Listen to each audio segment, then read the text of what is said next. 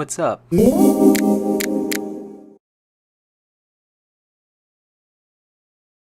So while I was Christmas shopping at the mall, I noticed that GameStop was not only selling a discounted version of Shin Megami Tensei V, but it was actually the Steelbook edition. I can't believe that it's only been a couple months, and it's already gone down to like $36, so I figured, why not? So my love for JRPGs originally started from Pokemon Blue, and then it was solidified with Pokemon Silver. It was such an immersive way of exploring a new world while creating bonds with a bunch of creatures you collect as you take down these crazy foes. This naturally led to tons of hours of gameplay, and that was also an economic or financial reason why I loved RPGs so much. You get so much bang for your buck, and there's so much replayability in some of these games. Like putting 100 hours in Pokemon Diamond because you finally got into the competitive scene and learned what IV training is. And you spend countless hours trying to find or breed the right nature so that your Pokemon get the right stats. But of course, I didn't do that. Other people did that. Don't judge me. Anyway, fast forward to now. Unfortunately, the Pokemon Switch games have been, pretty controversial and kinda lackluster in my opinion. When I looked more into it, it just seemed like this franchise is just not made for someone like me who might have just grown out of the series. And that's kind of what led me to this franchise and liking it so much for the challenging difficulties that it offered to a more adult audience. So this will be my rambling review of Shin Megami Tensei V and why I think if you're a Pokemon lover, you'll probably enjoy playing this game too. So I've never actually played any of the Shin Megami Tensei series. The closest I've ever got to playing anything remotely similar was probably Digimon Cyber Sleuth. And I feel like that was more via the visual aspects, the character designs, the darker plots, and the multitude of subquests, and some gameplay mechanics. But Cyber Sleuth, in comparison to this game, is so much easier. And in fact, for the longest time, I thought Persona was the main franchise and Shin Megami Tensei was the spin-off series, especially with how Persona 5 got. So, still waiting for it to come to Switch. Please Atlas, release it on Switch. I was so disappointed when Strikers came out, but we didn't get Persona 5. So let's start off with the story. I guess if you can call it that. In a nutshell, it's basically the fight for different factions to become the almighty god or creator of the world. But if I'm being honest, the first 10 hours or so of gameplay, I was enjoying it just for the gameplay, and I had no idea what was going on in the overarching story. I just knew that Tokyo be gone, and now they be demons all over the place. So the angels and demons are fighting, and it kind of leads to the destruction of Tokyo, where our MC currently takes place in the beginning of the story. He's wandering around, and suddenly he is attacked by demons, and suddenly another demon comes in, helps him, and they fuse to become what is known as a Nahobino, which comes from the Japanese religion of Shinto for their gods. I don't fully understand the process, so if anyone is more versed, feel free to explain it in the comments down below. But from my understanding, the creator or the main god did not like these new Nahobinos, so they split them into both demons and their human counterparts. And these human counterparts hold what is known as the knowledge. I'm assuming that's the knowledge in which they combine to become the Nahobino. So basically they were stripped of that from God.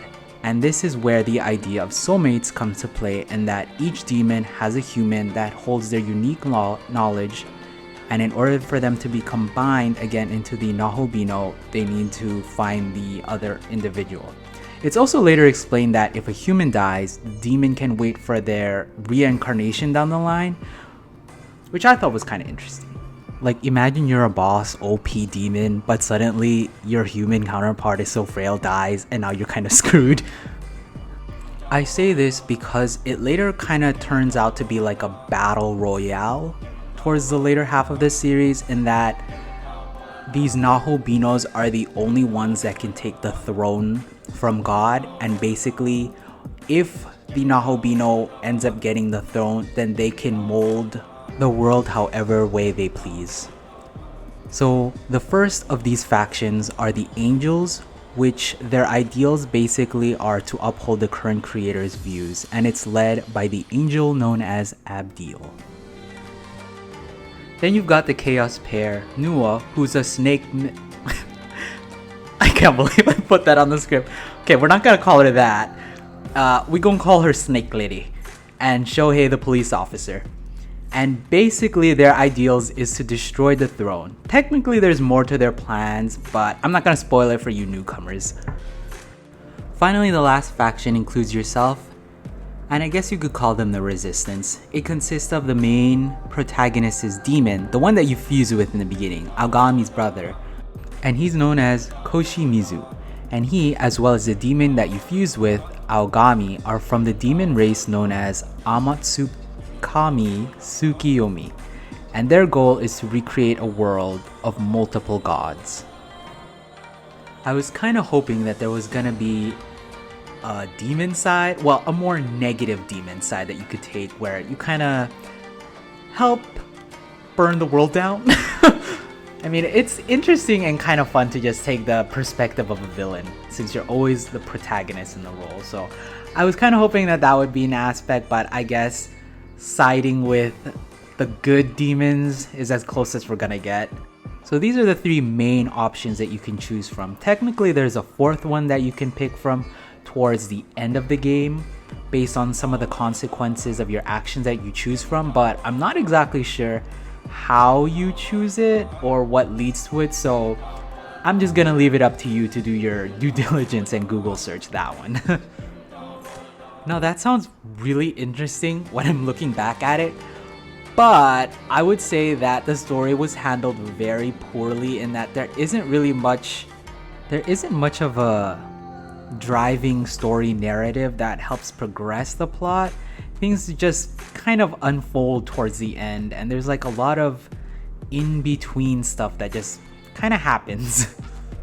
Oh, there's also a bunch of subquests scattered throughout the game, and in a way they are kind of like their own miniature plot lines for some specific characters.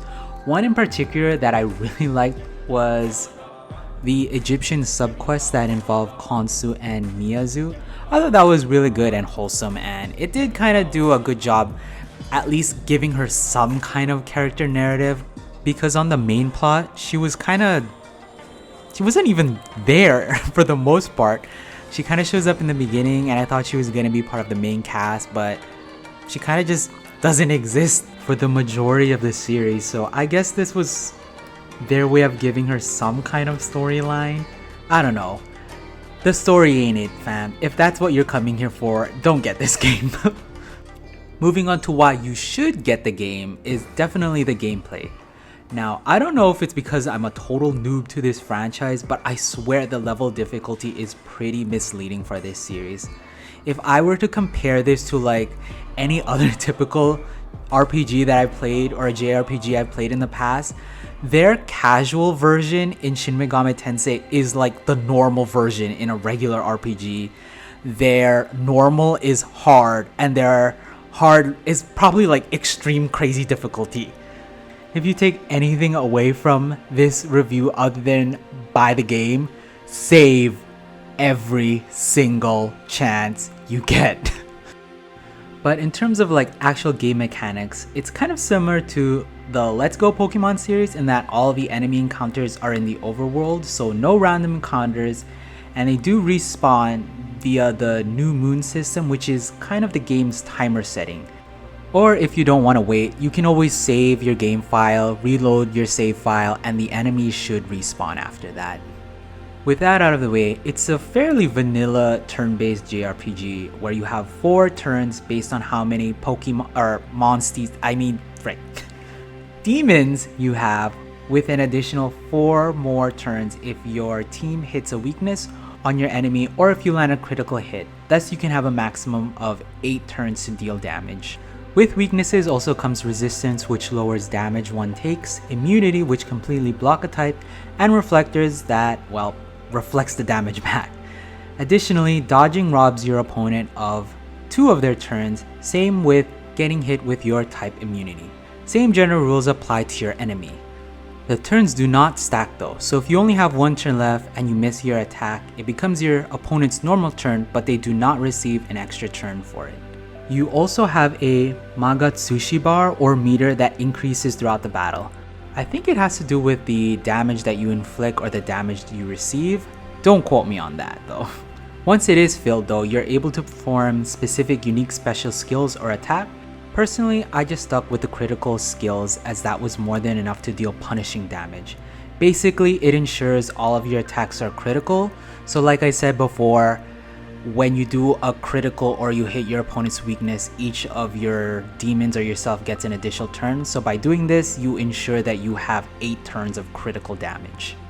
There are also battle items like Spyglass that allow you to view your opponent's weakness and HP, gems that are type specific to ensure that you hit your opponent's weakness, and damage buffers that basically negate 1 turn of damage if you know that your opponent spams a specific type of damage like fire or wind. Or you can gamble one of those dampers and hope that it's the right one. That's what I did. And it never worked. Now with all that in mind, it sounds like the game should be a cakewalk and that it's easy to abuse the system, right? Well, no, not exactly. The enemies, I swear, hit harder than my parents did when I bombed tests on middle school. It's very easy to get cocky and get slammed with a game over, and there is no autosave. So definitely remember, always save when you can. Something to note is that your main character is the only one that can freely summon a new demon to take up an empty slot, but your other demons can switch themselves out. But this does cost you their turn, so they can't do anything else other than switch and then your next demon goes. Or your opponent's turn goes if it's your last demon. This becomes such a huge pain in the ass when the boss somehow sweeps your entire team and now you have to waste precious turns trying to switch in new demons while you're still getting slammed by the current demon. Like, bro, please, time out, time out. Also, a reoccurring theme that I realized while making this video is that this game really punishes you when you try to push your luck. When you're fighting enemies and you don't use a spyglass, you can't see their weaknesses unless you use some kind of online guide. And if you guess incorrectly and hit one of their immunities, you lose 2 turns. And then if there's multiple enemies and you guess wrong on another enemy's weakness, it basically ends your turn. And this has led to countless freaking knockouts on my end. And subsequent game overs, unfortunately. And those items in the beginning are a huge freaking luxury because making money in the game is so slow, especially in the beginning. On top of that, there is a limit to how many of the items you can carry for each. Unlike in Pokemon where you can have like 99 of everything, some of these items have limits to how much you can carry, and basically the better the item is, the less that you can carry. For example, those damage nullifiers or dampers that we're talking about, you can only carry 3 of each type, so you can't cheese your way through the boss and constantly just spam the use. Thus, it adds a whole nother layer of strategy into the game because you have to be careful when to use them and when to hold out a bit longer. Think of it more as like a lifesaver or a get out of free jail card. And on top of it all, you have to pay to heal your party. And I'm not talking like one fell sweep. You have to pay per character for their HP and MP. I never realized how much I took this for granted in Pokemon or in DQ, where there was a way to cheese this through via like campsites. So I remember in the beginning, I was basically constantly avoiding enemies, searching for orbs that give you free HP MP / fill up your Magatsushi meter. Surprisingly, this game also requires quite a bit of platforming finesse. With this dystopian setting, it can also get really confusing maneuvering around the map due to the multiple heights in each area. Hands down, Chiyoda, I think it's pronounced, was the worst area for me because it was so easy to get lost. I ended up circling the same area so many times and falling down the wrong cliffs, and it was just a headache. On top of that, it also has one of the most annoying demon encounters known as the Anzu. No matter how freaking over leveled I was, these mofos would not leave me alone. They are the literal honey badgers of Shin Megami Tensei. But a big tip, aside from giving you HP MP and filling up your Magatsushi meter, those orbs are basically the closest thing you have as an in-game compass. Basically, if you're lost, just follow and look for those things and hopefully they will guide you to the right place. So now probably my favorite part of the series is the collection and team building aspect. I mean, could you guess, as a Pokemon fan? So during the battles, there is an option for you to talk and negotiate with the demons in order for you to recruit them. And some of the banter was ridiculously hilarious. I was taken aback when I got that one positions question. The writers definitely knew what they were doing with that one. So if the negotiations go through, the demons can ask for Maka, which is the currency, items like potions, or a portion of your HP or MP, or even both. Now, this is SMT we're talking about, so of course there's going to be some punishing aspect to this. So when you answer a question and it's not what they wanted the answer to be, but honestly I think it's all random, right? Let me know if you know in the comments down below. Anyway, they basically can get angry and your turn ends and then we go to the demon's turn, which, my gosh, at the end stage of the game, this can basically lead to a giant sweep and a game over really quickly if you want this one demon to join your team. Or, which I think is kind of worse because it's just insult to injury, down the line when you're negotiating, they will most likely ask for multiple things like HP, items, MP, and Maka. And sometimes you don't have enough to spare, like you don't have enough of the item they're asking, you don't have any MP or money, but you already offered them like 10,000 Maka, like 5 life stones, but suddenly you don't have enough MP, and they legit freaking dip after taking your 2 offerings, and you don't get them back. Like, what the f? But in some situations, you can also use this recruiting aspect as like a strategic Hail Mary. If you accidentally run into an enemy, you don't have like enough HP MP, you don't have like a smoke ball to escape, the escape chance percent is really low, you can gamble and hope that they can join your team. And when that, or if you're just recruiting a demon that you really want, works, man, the dopamine rush and the reward for it really feels great.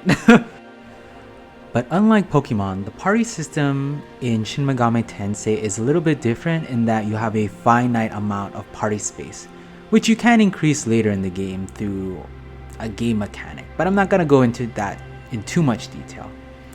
So with that said, you do have to be a bit choosy with who you recruit, and as the game progresses, the enemies also get a lot more difficult. But in this game, rather than evolving, you fuse your demons to make stronger ones. Thus, all of your demons, even the weaker ones, will have some use eventually, as there is a bunch of different combinations to get different or similar demons. Versus, you know, storing my hordes of Pidgeys that were fodder against Brock's Pokemon so, you know, Charmander can get the W. Additionally, each demon can potentially give you their essence, which basically allows you or the character to inherit their moves or immunity/resistance, while your demons, I think, can only gain their moves. I didn't really use this mechanic too much, so I'm not too knowledgeable in this aspect. But it does add a whole nother layer of customization, not just for your main character, but also your demons. So if you have a particular favorite, you can customize it to make them slightly more better. The fusion aspect was actually a way for me to definitely cut down on the amount of grinding that I needed to do. Well, except certain fusions that require a specific level that the MC needs to be. But in general, I was fairly under-leveled throughout most of the game, and I was getting by purely through strategy.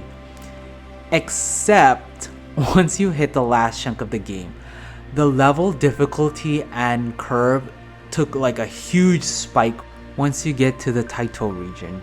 Like, yo, why is suddenly everything lethal and killing me? I believe on my first playthrough, I and the rest of my demons were about level 50-ish, but the bosses that you have to face in this region are like level 70.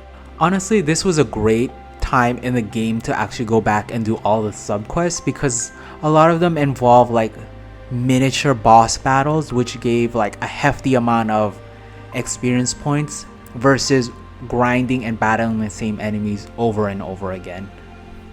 With that said, my favorite demons are as follows. Metatron was one of my favorites because, I mean, I love angel designs in general, and he's got great immunities and was extremely useful against one of the endgame bosses. You know which one I'm talking about. The second one, I mean, it's Shin Megami Tensei's mascot, I think. Unofficial mascot anyway, and that's Jack Frost. Also, he was the literal MVP during the school section of the game, especially because I didn't realize there was a freaking save station outside of the school. I'm pretty sure I had to replay the freaking cutscenes 3 times because I kept dying in that section and I failed to realize the save station was right outside. So, when I ran into Jack Frost and he was willing to heal my team, bruh, he was MVP. And finally, veterans of the series know this demon, but I have to give a shout out to Mara for the absurdity in the design. I don't think I can show you an image of him in this video for obvious reasons. Just Google it. Be warned. But funny enough, I honestly thought it was your typical, tentacle monster that Japan always makes until I realized the head, no pun intended, was definitely not a tentacle. For those who have played the series, what was your favorite demon and why? Now for some criticisms of the game. I had a great time playing this as my first SMT game, but by no means do I think it was a perfect game. The biggest issue I have had with the game, and I've alluded to it earlier in this video, was definitely the stories and characters and how poorly developed they are. I'm not sure if this is a running theme in the franchise or just this particular game, but the plot may sound interesting, but I feel like it was terribly executed. It feels less like a story and more so just like a thought-provoking point of view. Like the different perspectives of angels and how they could be interpreted positively for providing order, or in some cases negatively for neglecting any and everything that fails to follow that order. And there is practically no character development and very little interaction between characters. Like, there is this one character named Dazai who went from being a timid comic relief character to a literal god complex Kira by the end of it all, and we barely get any development from that. Like, what? And then there's Yuzuru, who I thought was gonna be like our edgelord rival antagonist of this series. But looking back at the whole experience retrospectively, I feel like he didn't even have his own character arc. He basically just restated all of Koshimizu's point of views and ideals. He's like the diet version of the anime glasses character who tends to be smart but very smug. So if you're big on plot and characters, this game is definitely not for you. I also did like that they had multiple endings, but in reality, it felt like the 4th secret-ish ending is probably the most fleshed out of the others, while the rest kind of just ended once you beat the final boss. It cuts to like credits, and at the end you go back to the title screen. Frankly, I would have appreciated more exposition, some sort of like, okay, so what are the consequences of your actions? And it doesn't even need to be animated. Like some still anime photos with dialogue would have sufficed, but we didn't even get that. I also thought the graphics looked pretty good, but the world design was fairly boring and lackluster to me. Since it does take place in a dystopian world, everything for the most part looks the same. Demolished buildings, wasteland, and a color palette swap to make it look like a different area. If it wasn't for the subquests, I would have no real reason to do any kind of exploration to these different areas. And last, the music. I don't know if this is gonna be an unpopular opinion, but I thought it was pretty meh overall. I think it was good ambient music, but there aren't any tracks that I would go out of my way to listen to again. I did like some of the boss tracks towards the end of the game and generally the battle theme, but nothing too noteworthy in my opinion. So for some conclusions and final thoughts, this game is difficult AF. But I feel like that's also one of the game's biggest selling points. What makes defeating enemies, collecting useful demons so damn rewarding is the fact that you kind of have to work for all of them, and there is a smidge touch of luck involved in the RNG, and the fact that you don't have to create nuzlocks to make the game more challenging for yourself, and that it's kind of already ingrained into the game is something that I appreciate. And there's also the collecting aspect in the game, which personally is something I always enjoy. It definitely adds to the gameplay in terms of customization, and in total I have a little under 90 hours of gameplay. But something to note is that I wanted to experience all 4 of the endings, and I was adamant about beating the secret boss, or is it bosses? For those who have beat the game, without going into too much spoiler, is the second form the true secret boss, or was it the Hindu god? Let me know in the comments down below. One thing though that I always definitely question as I get older is the fact that can one age out of playing video games? I've always thought that eventually down the line it's something that I'm gonna have to give up, just because it tends to be more marketed towards like a younger audience. And after playing some of the Pokemon games in the past, I started to feel like maybe there is merit to that saying. But as I get older, I start to realize that there are games made for an older audience. There's tons actually. And I feel like that sentiment is just something that I got ingrained to hearing from like a more older audience that didn't grow up playing video games like we did. And in a way, for me, it's like connecting back to my childhood and finding that reason why I love these adventure-esque games so much, and the escapism that they brought for me from whatever it may be, from the mundanes of the world to maybe the health crises that are going on currently. But regardless, it may not be the same franchise that I loved growing up, but as you grow up, you find other things that interest you, and this game was definitely one of them. I'm not sure though if the DLC is worth it. Has anyone ever tried it? I'm also on the fence if I wanna try Nocturne next. I feel like I don't have the nostalgia to appreciate the older graphics and the fact that it is an older game. And with that in mind, I don't know if it like loses some of the quality improvements 5 has. So if anyone has any experience on either of those aspects, feel free to let me know. But with that said, thank you guys so much for watching, and I'll catch you guys on my next one. Peace.